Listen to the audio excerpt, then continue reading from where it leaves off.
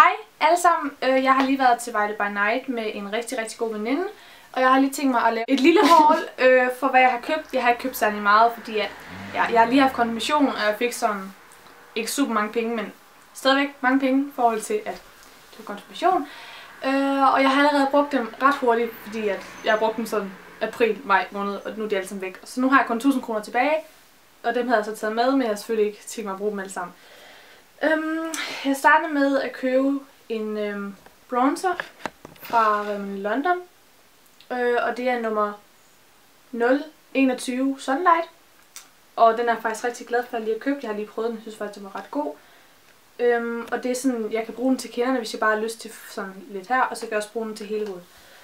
Og så har jeg købt sådan en stor puderbørste fra Nilens Jord, nummer 378, som jeg kan bruge til denne her, og den er også ret stor, sådan, så den passer til mit hoved. Ja. Og så har jeg købt en BH, men jeg synes det var sådan lidt privat at skulle vise den i den her, så det valgte jeg ikke at gøre.